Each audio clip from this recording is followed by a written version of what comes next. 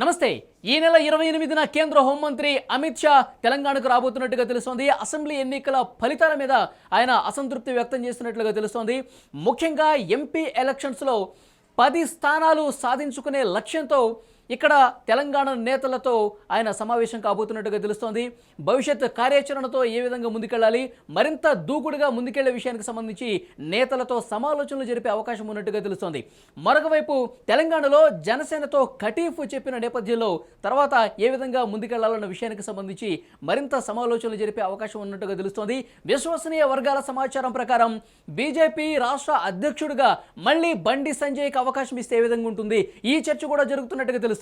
ఇదే అంశానికి సంబంధించి మరింత ఇన్ఫర్మేషన్ తెలుసుకునే ప్రయత్నం చేద్దాం. మా పొలిటికల్ ఎడిటర్ కట్టా కార్తీక్ లైవ్ లో జాయిన్ అయ్యారు, వారితో మాట్లాడదాం. కట్టా కార్తీక్, ఇప్పుడు తెలంగాణకి హోంమంత్రి అమిత్ షా వస్తూ ఉన్నారు. అయితే ఇక్కడ మ్యాక్సిమం 10 స్థానాల వరకు ఎంపీ స్థానాలు గెలుచుకునే లక్ష్యంతో ఏ విధంగా ముందుకెళ్ళాలి, ఈ విషయాలకు సంబంధించి చర్చించే అవకాశం ఉన్నట్టు తెలుస్తోంది. మీకున్నటువంటి ఇన్ఫర్మేషన్ ఏంటి, ఎలా ఉండబోతుంది ఇప్పుడు ఆయన వచ్చాక?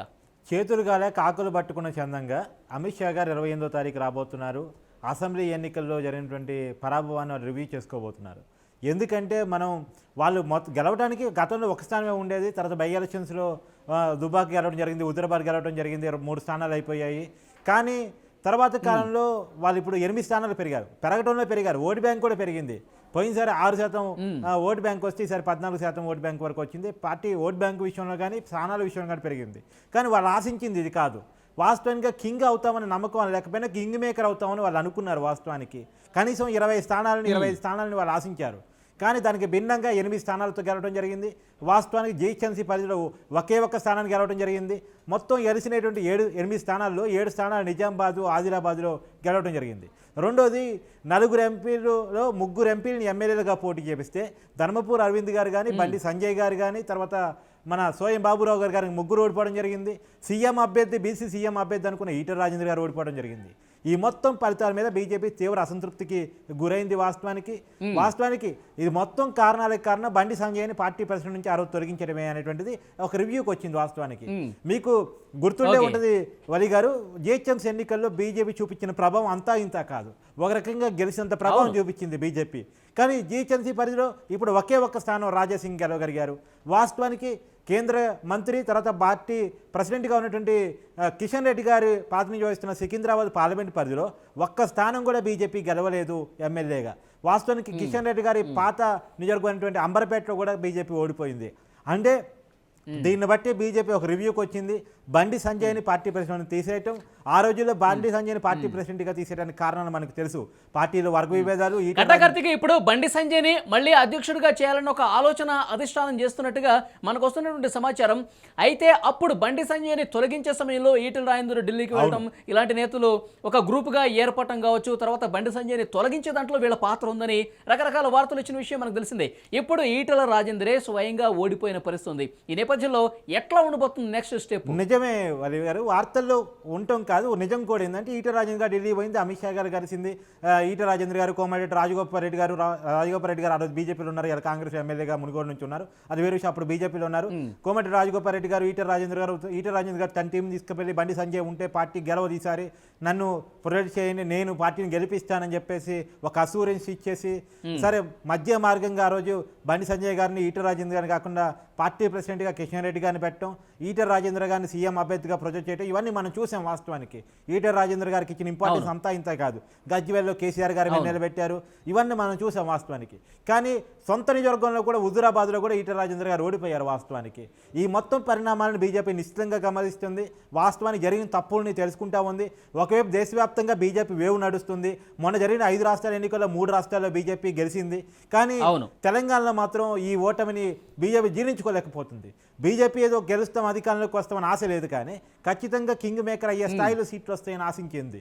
కానీ ఆ స్థాయిలో సీట్లు రాకపోవటం, ప్రత్యేకించి హైదరాబాదులో బీజేపీ చాలా బలంగా ఉందని భావిస్తూ ఉంటే హైదరాబాద్లో రాజాసింగ్ స్థానం అంటే గోషామాల్ తప్ప ఇంకెక్కడ గెలవకపోవటం బీజేపీకి అసలు మింగుడు పడిన అంశంగా మారిపోయింది. అందుకనే మళ్ళీ ఈ హిందుత్వ అంశాన్ని ముందుకు తీసుకురావాలని బీజేపీ అనుకుంటుంది. వాస్తవానికి చూడండి, దేశవ్యాప్తంగా కూడా హిందుత్వ ఎజెండాని ఈసారి ఎన్నికల్లో బీజేపీ ముందుకు తీసుకొస్తుంది.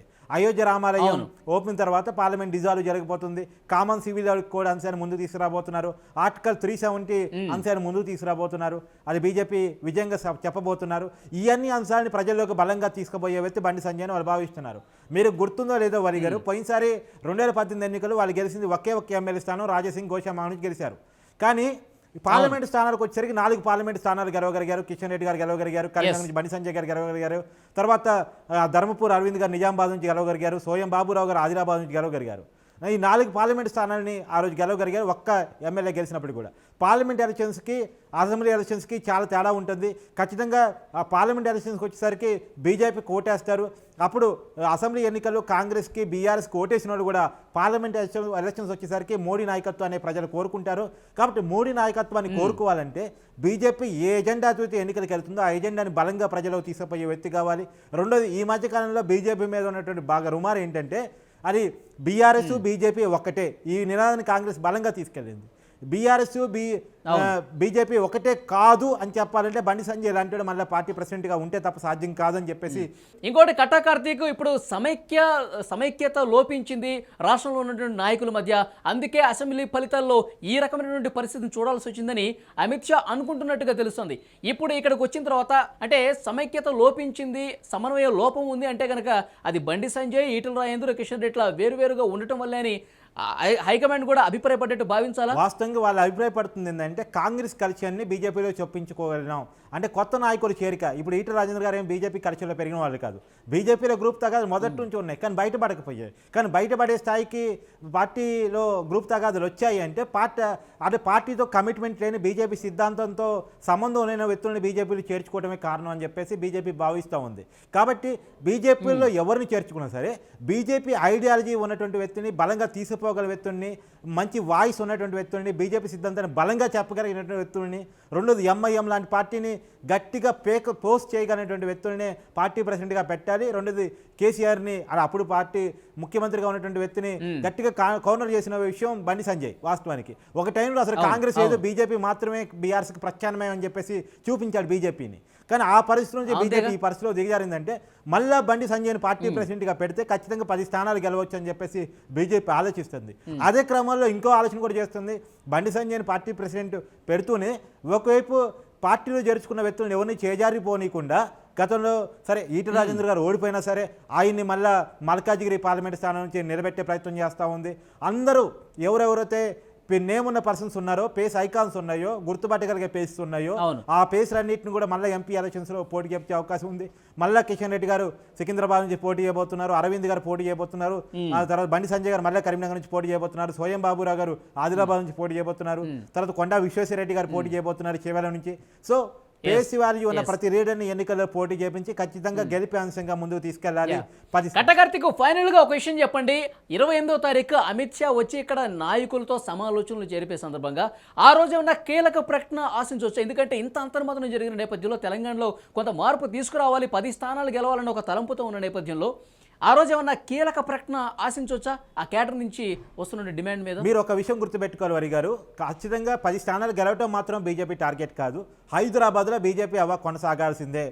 మన ఇండియన్ మిడిల్గా భావిస్తున్నటువంటి హైదరాబాద్ సిటీలో బీజేపీ హవాని తగ్గిపోయింది, దాన్ని మళ్ళీ కొనసాగించాలి. ఖచ్చితంగా హైదరాబాద్లో బీజేపీ జెండాను పాతాల్సిందే అనేటువంటి కుసనిక్షంలో బీజేపీ ఉంది. అది బండి సంజయ్ వల్లే సాధ్యం అని చెప్పేసి నమ్ముతూ ఉంది వాస్తవంగా జరిగిన రివ్యూల్లో.